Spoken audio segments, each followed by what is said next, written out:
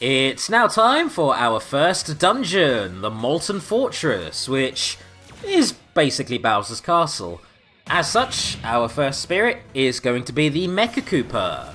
The Mecha Koopas are little robotic Koopas, and Bowser uses them as his minions in the game Super Mario World when you battle him at the end.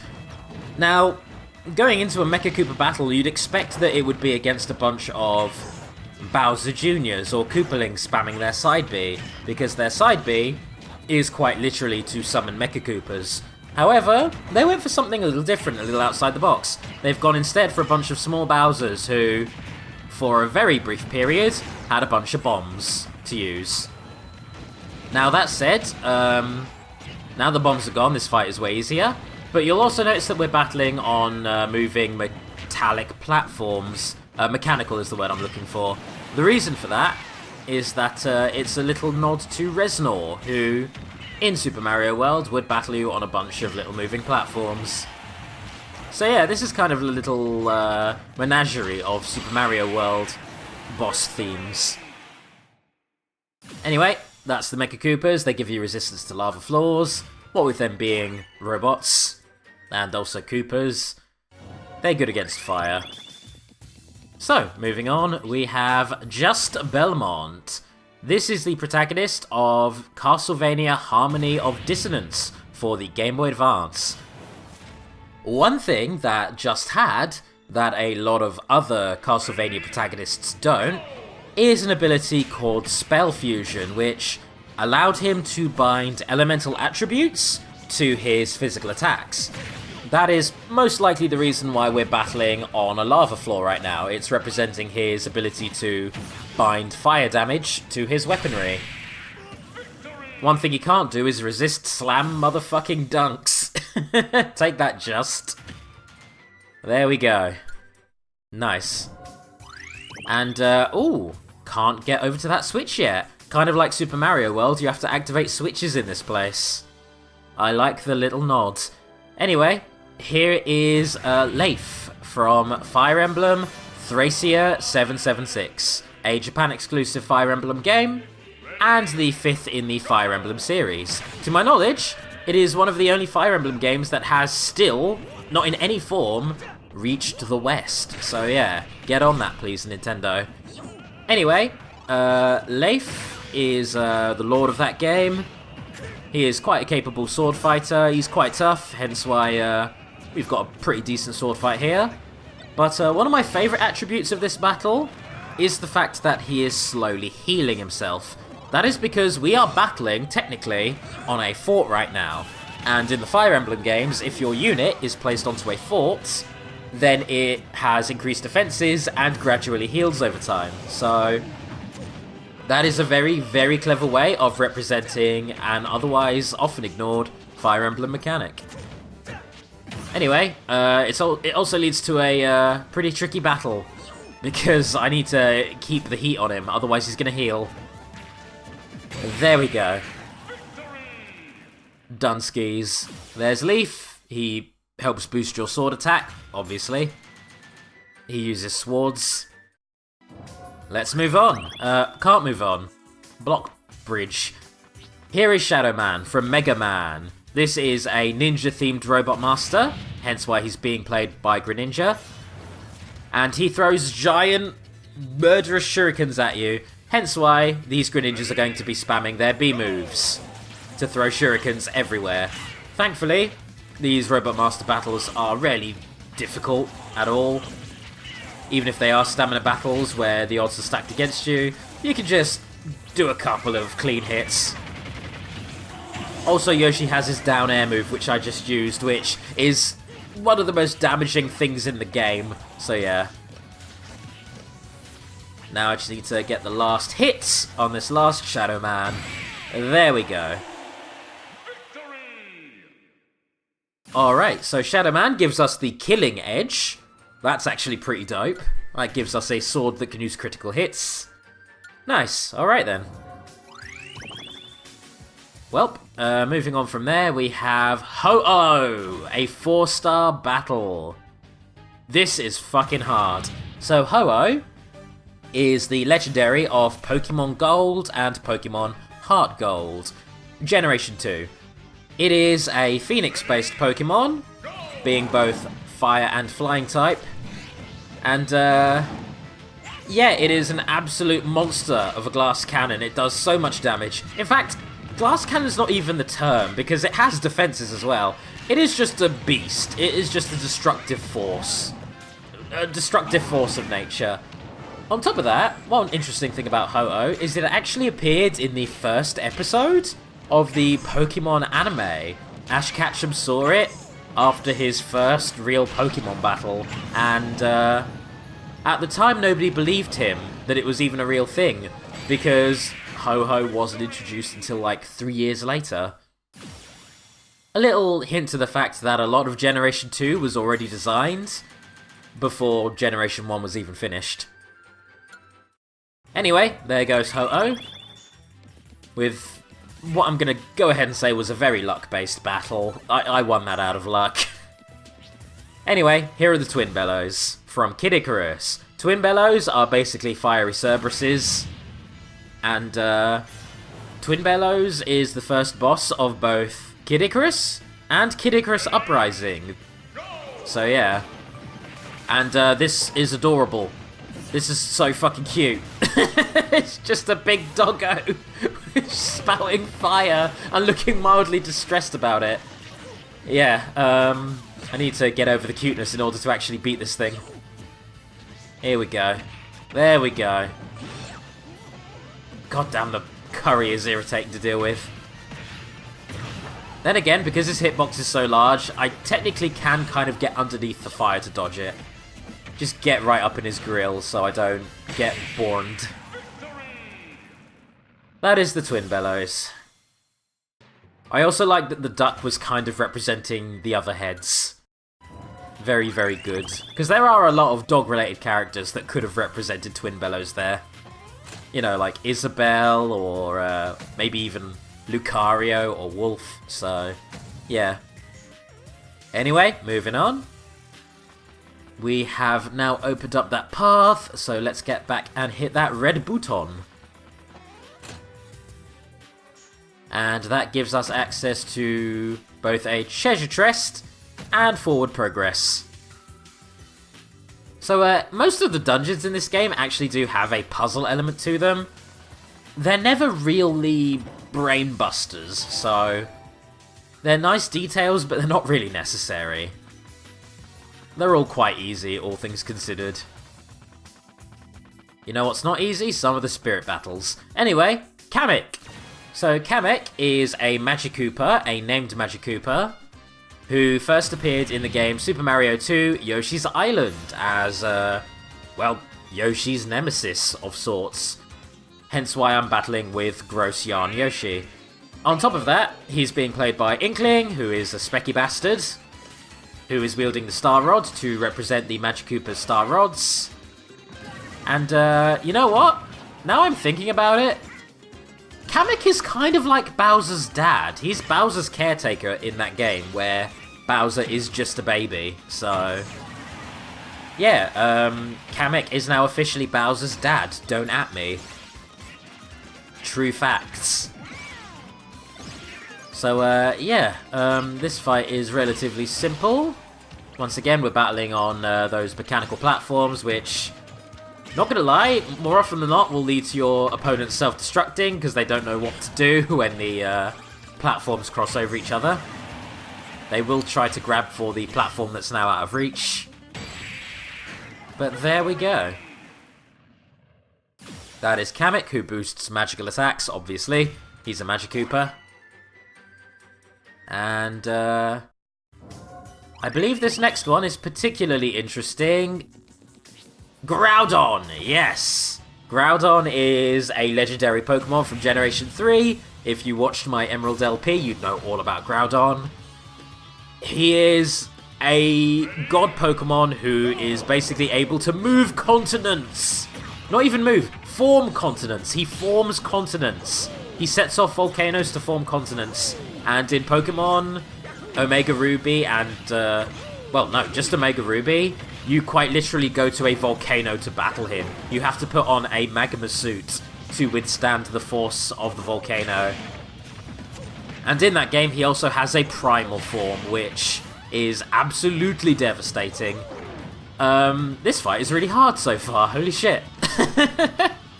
This is a big goddamn Bowser with a lot of big hitboxes, which is both a blessing and a curse, and a lot of lava, so... God! I thought it was over. I thought I was done there. Alright, yeah, no, this is really hard. Just need to get in there with my good hits and not give him a chance to move. Oh no, I'm dead. I'm super fucking dead. I'm so dead. That was lucky. That was just luck. The impact of the lava knocked me away from the insta-kill final smash there. There we go. Wow. That is Groudon. And he's upgradable. You can turn in Primal. You can get Primal Groudon. Yes to the please. Once I get that, I'm never not using him. So, here we go, moving on to a very interesting spirit. This is Isia. Isia is the protagonist of Archaic Sealed Heat, a Japan-exclusive DS JRPG, in which Isia is a princess whose kingdom is razed to the ground by a fire serpent. Quite horrifying. In said game, you have to use the ashes of your fallen subjects in order to summon them and rally them to your side. Hence why we have a Shovel Knight there, who is one of her allies, assumingly. And a fuckload of bombs were raining down to represent her kingdom being destroyed. It also makes for a very luck-based spirit battle. So yeah. That one took me about 5 tries, and for the first 4 tries I just got immediately hit by a Bob-omb as soon as they started spawning. Thanks, game. Yeah, fun. Definitely, not really worth showing that off, because who wants to see me get hit with bombs repeatedly? I'm sure you guys don't. Anyway, we now have access to a new spirit, and who else would be kept captive in Bowser's castle than Princess Peach? So Princess Peach in the Smash games is something of a dark horse. She is either really, really beastly overpowered, which she is in both this game and in Melee, or she's just as she is in Smash Brawl or Smash 4. Anyway, yeah, she has a lot of potential for floating around and gets a ridiculous amount of recovery for it. She can spawn in throwable items in the form of turnips, which she has a tiny chance of spawning in bob-ombs. And if not for that AI not knowing what to do on those mechanical platforms, as I mentioned before, I probably wouldn't have made that battle. Good lord. Yeah. Oh, also her final smash, which literally puts all of her enemies to sleep and spawns in healing items, so she can both heal herself and kill you, all in one fell swoop. Yeah, Peach and by proxy Daisy are ridiculous. Anyway, we had a little sneak peek there at our next spirit. It is Leon from Fire Emblem The Sacred Stones, the 8th Fire Emblem game in the series for the Game Boy Advance. Leon is an odd character. He is the main antagonist of the game, being, you know, a tyrannical king, seemingly. But anytime your main characters, Erika and Ephraim, think back on him, they're always very fond. They go on about how lovely and sweet and kind he was. And it turns out that he is possessed by a demon named Formotis. So yeah, the final battle has you taking down Leon as a powerful necromancer, which is devastating because as soon as you've killed him, he turns back to his normal self. And then you have to defeat the monster that enthralled him.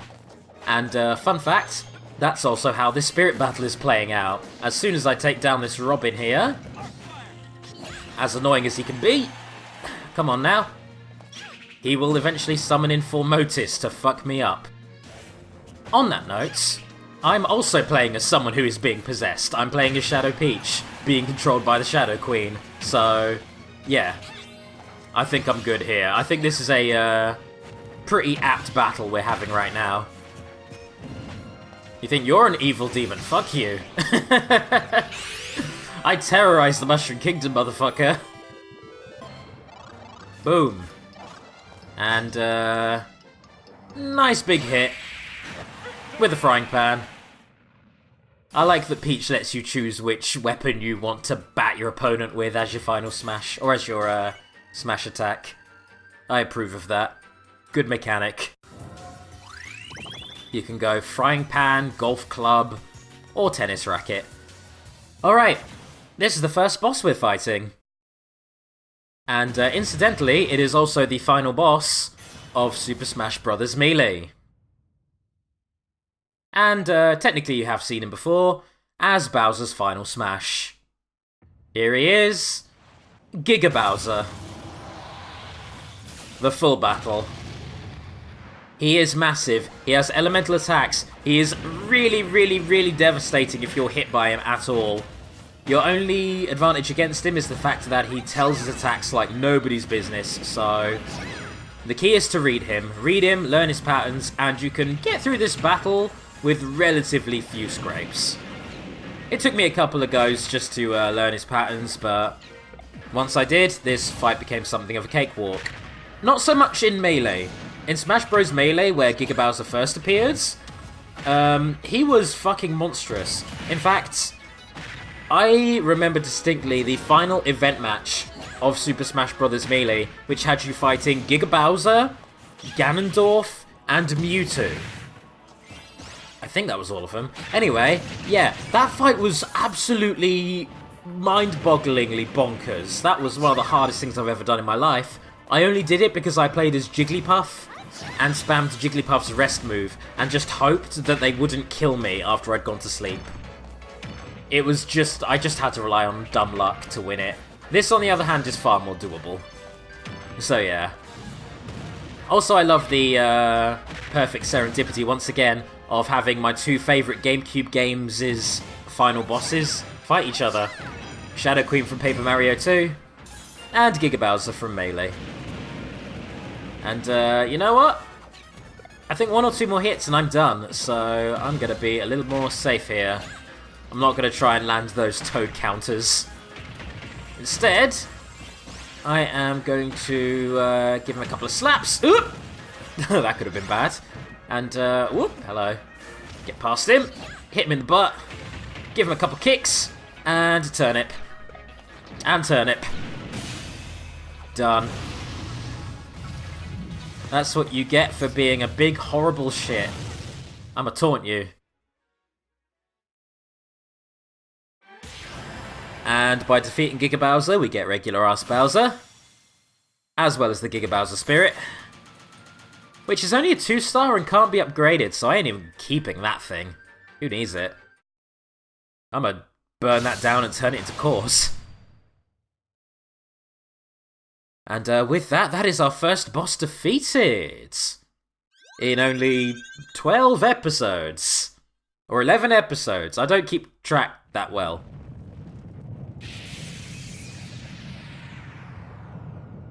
And there's the Weaken. Fantastic. All we need to do is shatter that shield, and then we can take on Galeem. Oh! On top of that, we can go back to near the beginning and take the alternate paths now. Even though it all kinda loops together anyway. So, that's nice. That's very good. I approve of that. DLC fighters! So far, I only have Piranha Plants, Joker from Persona 5, and Banjo-Kazooie, but more will be on the way soon, so yeah. Let's book it out of this fortress, because the game wasn't polite enough to send us out itself. Maybe it assumed I wouldn't clear it out and take down every spirit. Which I did. Now, let's take a little look at our skill tree before we do anything else. Yes! We can finally afford the double final smash. With Peach, that will be absolutely redonkulous.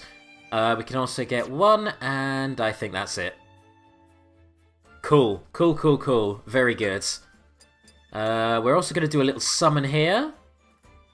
And, oh, hello. By combining both Just Belmont and Reinhardt Schneider, we get a whole new Belmont. We get Yeah, I'll lose the spirit.